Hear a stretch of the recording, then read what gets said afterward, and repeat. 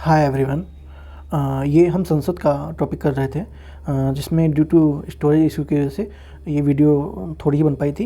इसमें हमने लगभग 17-18 क्वेश्चन कर लिए थे, तो इसमें टोटल 50 क्वेश्चन थे। ठीक है, तो बाकी के क्वेश्चन जो है वो आज हम करने वाले हैं। तो आप चाहें तो उसका लिंक मैं डिस्क्रिप्शन में लगा दूंगा, आप उसे देख सकते हैं इसका पहला पार्ट को। ठीक है, और इसका जो बाकी क्वेश्चन बचे हुए हैं वो आज हम कंप्लीट करने वाले हैं। चैनल पर नए सब्सक्राइब जरूर कर लीजिएगा और बेल आइकन प्रेस करना बिल्कुल ना भूलें। लाइक और शेयर भी कीजिए। और ये आपके सभी एग्जामों के लिए बेनिफिट से साबित होने वाला है। इसमें आपको क्वेश्चन दिया है, उसके बाद आपको यहाँ पर एक्सप्लेनेशन भी दिया हुआ है। आप पहली वीडियो देखेंगे आपको पता लग जाएगा।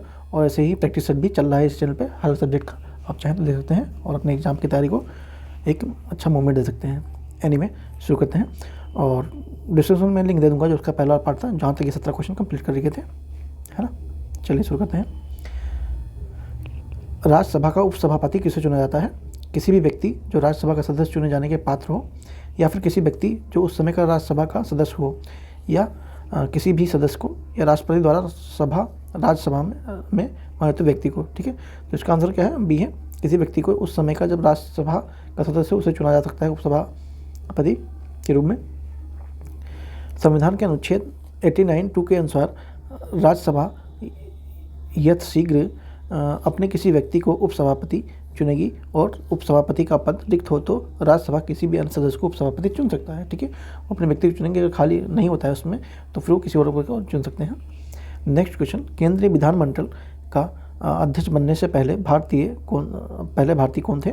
सच्चिदानंद सिन्हा, जीवी मंगलकर, विट्ठल भाई पटेल, या फिर राजेंद्र प्रसाद। ठीक है, तो केंद्रीय विधानमंडल के अध्यक्ष कौन थे पहले भारतीय? विट्ठल भाई पटेल। ठीक है, विट्ठल भाई पटेल थे। 1921 ईस्वी में हुआ थे गठन उसका केंद्रीय विधानमंडल का, और 1925 में विट्ठल भाई पटेल इसके प्रथम भारतीय अध्यक्ष निर्वाचित हुए थे, जबकि प्रथम अध्यक्ष वर्ष 1921 में फ्रेडरिक वाइट थे। ठीक है, अगर पूछे कि प्रथम अध्यक्ष कौन थे तो फ्रेडरिक वाइट थे, और अगर पूछे भारतीय कौन थे तो विट्ठल भाई पटेल थे केंद्रीय विधानमंडल के अध्यक्ष। यदि संसद में किसी विशिष्ट उद्देश्य के लिए कोई समिति नियुक्त करे तो उसे क्या कहते हैं? स्टैंडिंग समिति, तदर्थ समिति, स्थायी समिति, या फिर संयुक्त समिति। ठीक है, तो किस नाम से जाना जाता है? तदर्थ समिति कहते हैं। संसद द्वारा किसी विशिष्ट उद्देश्य के लिए जो समिति गठित की जाती है उसे अस्थायी या तदर्थ समिति कहते हैं। ये समितियाँ दो प्रकार की होती हैं। पहला प्रवर या संयुक्त, उसके बाद प्रवर समिति गठन। ठीक है, प्रवर होता है, उसके बाद जांच समिति। दो समिति प्रवर होती है, एक संयुक्त होती है। कार्य क्या होते हैं देख लेते हैं। इसका गठन किसी विशेष विधेयक पर विचार करने के लिए किया जाता है, और जो जांच समिति होती है इसका गठन किसी विशिष्ट मामलों की जांच करने के लिए किया जाता है। ठीक है, जैसे स्टॉक मार्केट का घोटाला, बेफॉर्म तो आदि, इन सब जैसे उस पर गठन किया जाता है। और इन समितियों का गठन का उद्देश्य पूर्ण हो जाता है तो इन्हें अपना प्रतिवेदन संसद में प्रस्तुत कर देती हैं, तत्पश्चात इनका अस्तित्व स्वतः ही समाप्त हो जाता है। ठीक है, मतलब अपना कार्य करने के बाद ही इनका विघटन कर दिया जाता है या खुद ही हो जाता है। निम्नलिखित में से कौन सा प्रस्ताव संघीय बजट से संबंधित है? स्थगन प्रस्ताव, निंदा प्रस्ताव, या फिर कटौती प्रस्ताव? ऊपर में से कोई नहीं। ठीक है, तो जो संघीय बजट से संबंधित कौन सा है? कटौती प्रस्ताव। कटौती प्रस्ताव संघीय बजट से संबंधित है। यह प्रस्ताव विपक्ष द्वारा सरकार के अनुदान की मांगों में कटौती के लिए उद्देश्य से लोकसभा में प्रस्तुत किया जाता है। यह 3 प्रकार की होती है: नीतिगत कटौती, आर्थिक कटौती, और सांकेतिक कटौती। ठीक है, 3 प्रकार से होता है। ये 3 प्रकार यहाँ पर दिए हुए हैं। लोकसभा में कार्यवाही आयोजित करने के लिए अपेक्षित गणपूर्ति कोरम क्या होता है? 1/6 भाग, 1/8वां भाग, 1/10वां भाग, या फिर 1/5वां भाग। ठीक है, तो कितना होता है? 1/10वां भाग। संविधान के अनुच्छेद 100(3) में अनुसार संसद के प्रत्येक सदन की कार्यवाही आयोजित करने के लिए गणपूर्ति उस सदन की कुल संख्या का 1/10वां भाग होता है। अर्थात राज्यसभा में अगर 25 एवं लोकसभा में 55 होंगी, तो यदि किसी सदन में अपेक्षित गणपूर्ति नहीं है तो उस सदन का अध्यक्ष या सभापति सदन को स्थगित कर सकता है, साथ में या अधिवेशन को तब तक के लिए निलंबित कर सकता है जब तक गणपूर्ति नहीं हो जाती है। ये उसके पास पावर होती है। निम्नलिखित में से कौन सा अनुच्छेद संसद को राज्य सूची के विषय पर कानून बनाने का अधिकार देता है? 115 आर्टिकल, 183 आर्टिकल, 221, या फिर 249? तो कौन देता है? 249 आर्टिकल ये उसको अधिकार देता है। 249 संसद को राज्य सूची के विषय पर कानून बनाने का अधिकार देती है। ठीक है, जो स्टेट राज्य सूची पर कानून बनाने का अधिकार कौन देता है? संसद को। 249 का आर्टिकल। यदि राज्यसभा अपने उपस्थित और मत देने वाले सदस्यों का 2/3 बहुमत से प्राप्त होता है, प्रस्तावित करता है, तो राज्य सूची कोई भी विषय राष्ट्रीय महत्व का हो या संसद के उस विधि पर बना हो सकती है जो राष्ट्रीय महत्व का मुद्दा हो।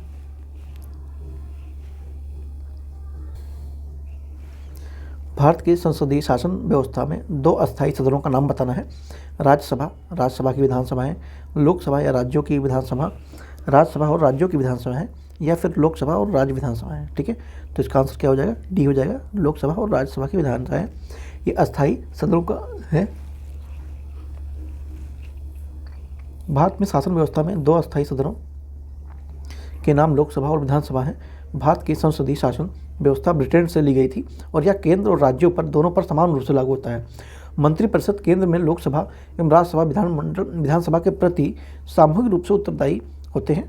इन दोनों सदनों में कार्यकाल में प्रथम बैठक की तारीख 5 वर्ष तक होता है।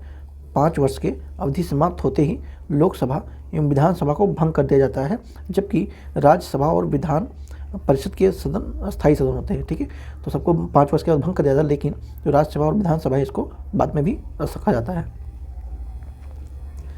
एक वर्ष में संसद की कम से कम कितनी बैठकें आवश्यक हैं? 1 बार, 2 बार, 4 बार या 3 बार? तो कम से कम 2 बैठकें होना आवश्यक है संसद की।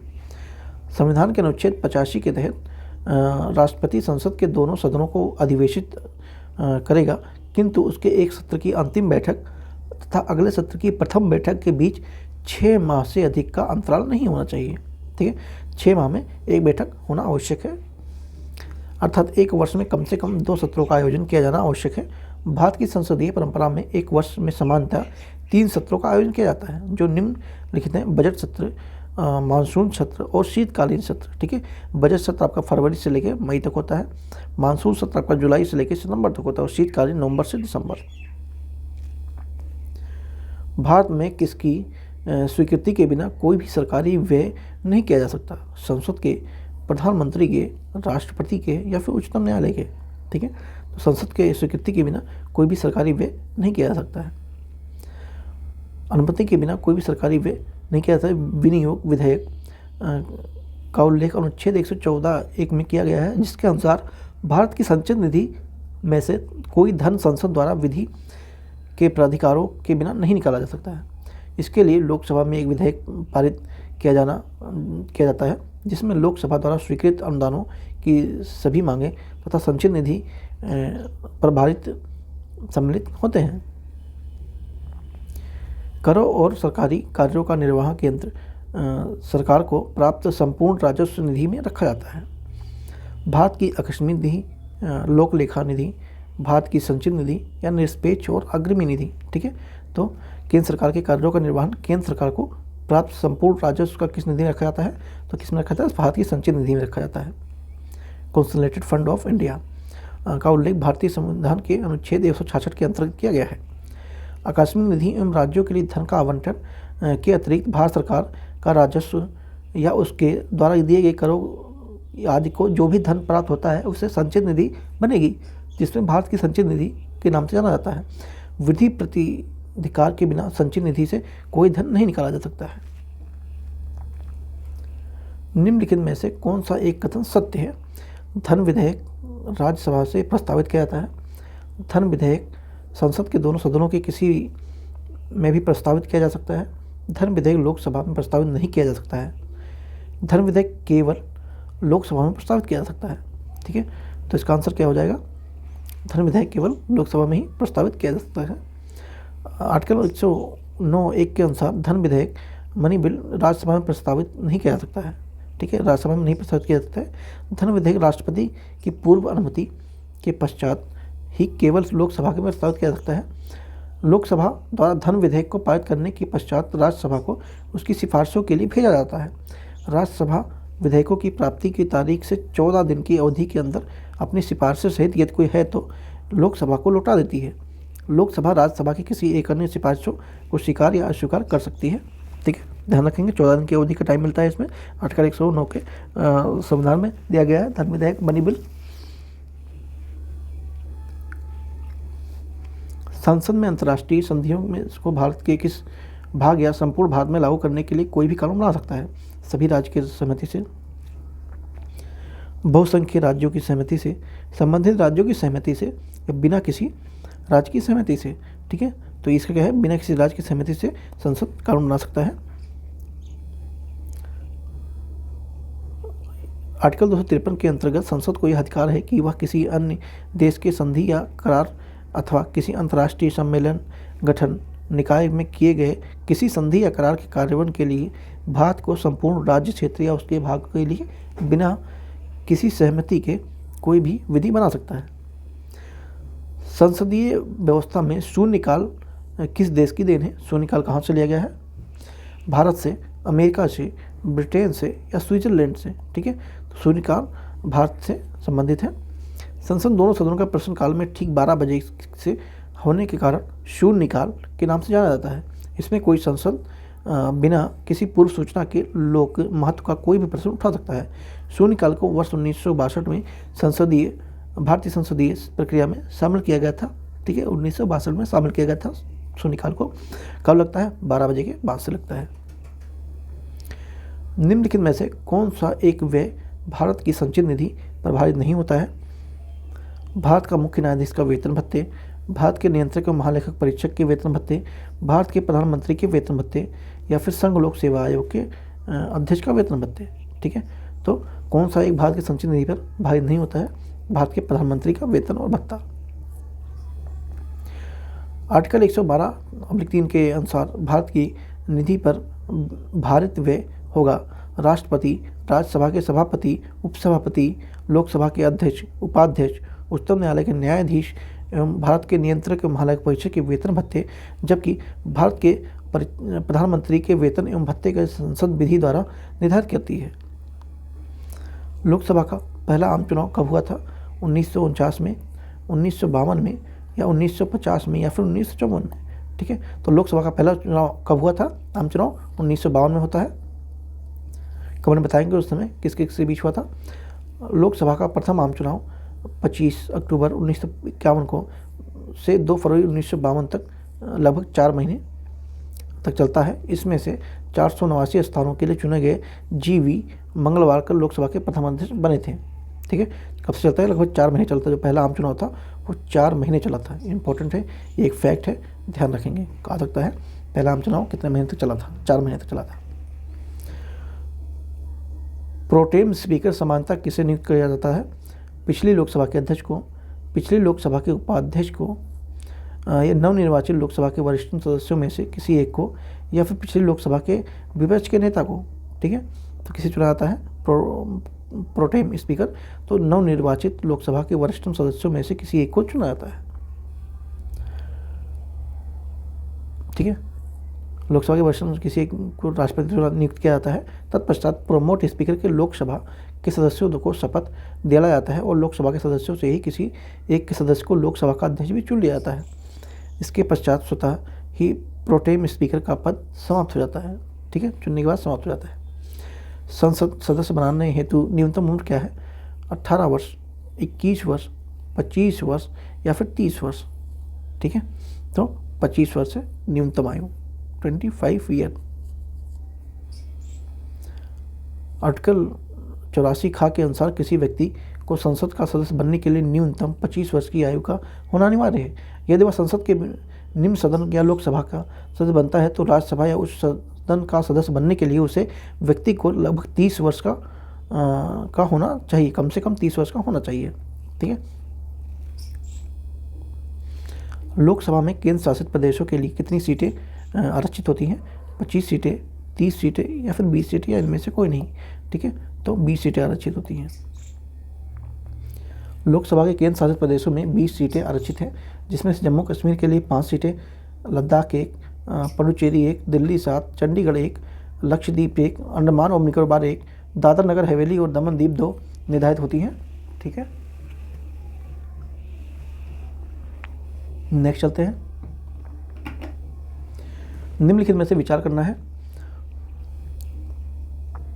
भारत का राष्ट्रपति ऐसे स्थान पर जिसे वह ठीक समझे वह संसद सत्र का आहूत कर सकता है। भारत का संविधान एक वर्ष में संसद के 3 सत्रों का प्रावधान करता है, किंतु सभी 3 सत्रों पर चलाया जाना अनिवार्य नहीं है। एक वर्ष में दिनों की कोई न्यूनतम संख्या निर्धारित नहीं है जब संसद चलना हो आवश्यक हो। ठीक है, और इसमें से चुनेंगे, ये आपके ऑप्शन दिए हुए हैं यहाँ पर। ठीक है, तो आपका आंसर क्या है, 1 और 3। ठीक है, ये वाला आपका गलत है। 3 सत्र की यहाँ बात चलाई जा रही है। ठीक है, अनिवार्य नहीं है, ये भी गलत बोल रहा है। क्योंकि संविधान अनुच्छेद के 85 आर्टिकल में कहा गया है कि राष्ट्रपति समय समय पर संसद के प्रत्येक सदन को ऐसे समय पर और स्थान पर मिलने के लिए बुला सकता है जहां वह उचित समझे, लेकिन 6 माह के एक सत्र में अपनी पहली बैठक के लिए नियुक्ति तारीख के बीच हस्तक्षेप नहीं करेगा। लोकसभा का सत्र वर्ष में कम से कम 2 बार बुलाया जाता है। ठीक है, अभी हमने ऊपर भी पढ़ा था, 2 बार बुलाया जाता है। संसद में एक वर्ष में मिलने वाले दिनों की न्यूनतम संख्या का कोई प्रावधान नहीं है। ठीक है, लोकसभा की बैठक समाप्त की जा सकती है कब? स्थगन द्वारा, सत्रावसान के द्वारा, विघटन के द्वारा या उपयोग के सभी चारों के द्वारा। तो ये तीनों के द्वारा, जो 3 ऑप्शन है, इन तीनों के द्वारा इसको भंग किया जा सकता है। लोकसभा के स्थगन का अधिकार लोकसभा के अध्यक्ष को प्राप्त होता है, जबकि लोकसभा के विघटन और सत्रावसान का अधिकार राष्ट्रपति को प्राप्त होता है। ठीक है, राष्ट्रपति के हाथ में होता है। किस लोकसभा का कार्यकाल लगभग 6 वर्ष का होता है? 5वीं लोकसभा, 7वीं लोकसभा, 9वीं लोकसभा, 11वीं लोकसभा। ठीक है, तो जो 5वीं लोकसभा थी इसका कार्यकाल 6 वर्ष तक था। 5वीं लोकसभा कार्यकाल 6 वर्षों तक था। 42वें संविधान संशोधन 1976 द्वारा लोकसभा के कार्यकाल की अवधि 5 वर्ष से बढ़ाकर 6 वर्ष कर दी गई थी, जिसे पुनः 44वें संविधान संशोधन द्वारा 5 वर्ष कर दी गई। ठीक है, तो 6 वर्ष था, ध्यान रखेंगे। नेक्स्ट चलते हैं। प्रथम स्पीकर जिनके विरुद्ध लोकसभा में अविश्वास प्रस्ताव लाया गया था, BR Jakhar, GV मंगलकर, KS Hegde, Hukum Singh. ठीक है, तो GV मंगलवारकर के खिलाफ ये विरोध में लाया गया था। 15 दिसंबर 1954 को लोकसभा के प्रथम अध्यक्ष GV मावलंकर को विरुद्ध आचार्य JB कृपलानी सहित विपक्ष के 21 अन्य लोकसभा के सदस्य अविश्वास प्रस्ताव प्रस्तुत किया था, परंतु 18 दिसंबर 1954 को यह प्रस्ताव निरस्त कर दिया गया था। लोकसभा का प्रथम महिला अध्यक्ष कौन थी? विजय लक्ष्मी पंडित, सुचेता कृपलानी, तारकेश्वरी सिन्हा, मीरा कुमारी। ठीक है, कौन था? मीरा कुमारी थी। लोकसभा की प्रथम महिला अध्यक्ष मीरा कुमारी थी। 15वीं लोकसभा के अध्यक्ष थी। लोकसभा में वर्तमान में ओम बिरला अध्यक्ष हैं। ठीक है, कौन बताएंगे वर्तमान में कौन है? ये बुक पहले की है। निम्नलिखित में से कौन प्रथम जनजातीय लोकसभा के अध्यक्ष थे? GV मंगलवारकर, GSC बलयोगी, मोहन जोशी या फिर PS संगमा। ठीक है, तो PS संगमा। ठीक है, वर्ष 1986 में PS संगमा ने भारत में प्रथम जनजातीय लोकसभा अध्यक्ष बने। इनसे पूर्व वर्ष 1995 में प्रथम केंद्रीय जनजातीय मंत्री भी रह चुके थे। प्रथम अभिनेत्री जो राज्यसभा के लिए नामांकित की गई थी कौन थी? जयललिता, नरगिस दत्त, वैजयंती माला, देविका रानी। तो कौन था? नरगिस दत्त थी। नरगिस दत्त भारत की ऐसी अभिनेत्री हैं जिन्होंने राज्यसभा के लिए नामांकित किया गया था। इनका कार्यकाल 3 अप्रैल 1980 से लेकर 3 मई 1981 तक रहा। राज्यसभा की लोकसभा के सामने शक्तियाँ किस क्षेत्र में हैं? नई अखिल भारतीय सेवाएं गठित करने के विषय में, संविधान से संशोधन करने के विषय में, सरकार हटाने के विषय में या फिर कटौती प्रस्ताव प्रस्तुत करने के विषय में। ठीक है, तो संविधान में संशोधन करने के विषय से संबंधित है। दिए गए विकल्पों में संविधान संशोधन के विषय में लोकसभा व राज्यसभा को समान रूप से शक्तियाँ प्राप्त हैं, जबकि अनुच्छेद 312 के तहत अखिल भारतीय सेवाओं के गठन के संबंध में राज्यसभा प्रभावी होता है। इसके अतिरिक्त मंत्रिपरिषद लोकसभा के प्रति उत्तरदायी होता है। अतः सरकार को हटाने के विषय में लोकसभा ही प्रभावी होती है। कटौती प्रस्ताव पर भी लोकसभा को ही प्रभावशाली माना गया है। भारतीय संसद की कार्यवाही में शून्यकाल का अर्थ क्या होता है? सत्र का प्रथम घंटा, विशेषाधिकार प्रस्ताव स्वीकृत होता है, प्रश्नकाल का पूर्व काल का घंटा या प्रश्नकाल का ठीक पश्चात का घंटा। ठीक है, तो आपका आंसर यहाँ पर डी है। प्रश्नकाल का ठीक पश्चात बाद का जो होता है उसे शून्यकाल कहते हैं। यहाँ पे कुछ दिए गए हैं, देख लेते हैं। शून्यकाल भारतीय संसद की देन है। इसका समय लोकसभा के दोपहर 12 बजे से 1 बजे तक होता है। तथा राज्यसभा का सुबह 11 बजे से 12 बजे तक होता है। वर्ष 2014 से पूर्व दोनों सदनों में शून्यकाल 12 बजे से 1 बजे तक होता था, लेकिन चेंज हुआ बाद में। इस काल में अध्यक्ष सभापति की अनुमति के पश्चात ही जनहित व लोक महत्व के विषयों को संबंधित प्रश्न उठाए जाते हैं। अतः इस काल को प्रश्न उत्तर सत्र भी कहा जाता है, प्रश्नोत्तर काल भी कहा जाता है। निम्नलिखित में से किस पर गतिरोध दूर करने के लिए लोकसभा और राज्यसभा की संयुक्त बैठक हो सकती है? साधारण विधेयक, धन विधेयक, संविधान संशोधन विधेयक या विनियोग विधेयक। ठीक है, तो किसमें होती है? साधारण विधेयक में होती है। संविधान के अनुच्छेद 108 के अनुसार संसद के दोनों सदनों की संयुक्त बैठक का प्रावधान है। किसी साधारण विधेयक को किसी विषय पर दोनों सदनों के मध्य गतिरोध होने पर संविधान में संयुक्त बैठक का प्रावधान किया गया है। लोकसभा के सदस्यों की संख्या राज्यसभा के सदस्यों से अधिक होने पर के कारण प्राय लोकसभा में अधिक प्रभावशाली रहती है। ठीक है, सब्सक्राइब नहीं किया तो आप लोग सब्सक्राइब कर सकते हैं, वीडियो अच्छी लगे तो। आकस्मिकता की निधि को राष्ट्रपति कैसे व्यय कर सकते हैं? राष्ट्रीय संकट के समय, संसदीय स्वीकृति के समय, संसदीय स्वीकृति से पूर्व या नहीं व्यय कर सकते हैं। तो संसदीय स्वीकृति के बाद करते हैं। अति आवश्यक व आकस्मिक प्रकृति के व्ययों को हेतु भारतीय संविधान के आर्टिकल 267(1) के अंतर्गत आकस्मिकता का निधि का प्रावधान किया गया था। इस राष्ट्रपति का नियंत्रण होता है, जिसमें राष्ट्रपति संसदीय विधि प्राधिकरण द्वारा किए गए उपयोग कर सकते हैं। लोकसभा द्वारा पारित धन विधेयक राज्यसभा द्वारा भी पारित मान लिया जाता है यदि राज्यसभा द्वारा उस पर कोई कार्यवाही कितने दिन तक नहीं की जाती है? 10 दिनों तक, 14 दिनों तक, 16 दिनों तक या फिर 15 दिनों तक। तो 2 हफ्ते के लिए होता है। ठीक है, 14 दिनों तक नहीं होता है तो मान लिया जाता है। आर्टिकल 109 के अंतर्गत किसी धन विधेयक को केवल लोकसभा में प्रस्तुत किया जा सकता है। लोकसभा इस विधेयक को विशेष बहुमत से पारित कर राज्यसभा में प्रेषित करती है।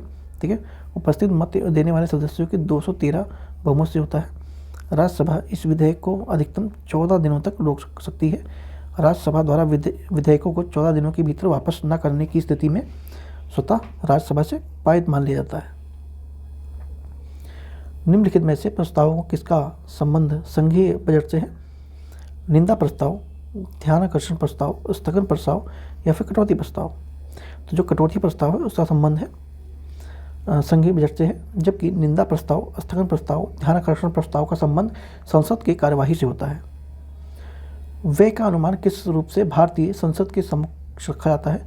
तदर्थ निधि के द्वारा, अतिरिक्त निधि अनुदान, अनुपूरक अनुदान या फिर अनुदान का अनुरोध। ठीक है, तो उसका अतिरिक्त अनुदान के थ्रू रखा जाता है। भारतीय संविधान के अनुच्छेद 113(2) के अनुसार व्यय के अनुमान लोकसभा एवं समकक्ष भारत की संचय निधि पर भारित होता है। व्ययों के अतिरिक्त अनुदान के अनुरोध के रूप में भी रखे जाते हैं। लोकसभा में इस अनुरोध को स्वीकार करने, अस्वीकार करने या कटौती के साथ स्वीकार करने का अधिकार भी होता है। नेक्स्ट और लास्ट क्वेश्चन, सूची 1 सूची 2 के साथ मिलाना है। ठीक है, लोक लेखा समिति, तदर्थ समिति, याचिका समिति, स्टैंडिंग समिति, स्टॉक बजट स्कैम, वित्तीय समिति, विभागीय समिति, कार्यवाही समिति। ठीक है, तो जो आपका ये है लोक लेखा समिति किससे संबंधित है? तो ये आपका वित्तीय देखता है। ठीक है, और याचिका जो समिति है ये आपका कार्यकारी समिति है। तो इस तरह से आपका आंसर यहाँ पे हो जाता है सी। यहाँ पे देख सकते हैं मैच करा हुआ है। विधि समिति से लोक लेखा है, याचिका से कार्यवाही समिति, स्टॉक बाजार से तदर्थ समिति, विभागीय समिति, स्टैंडिंग समिति से। ठीक है, इस तरह से आपका कंप्लीट हो जाता है ये 50 क्वेश्चन और आगे भी ऐसे आती रहेंगी। Thank you so much.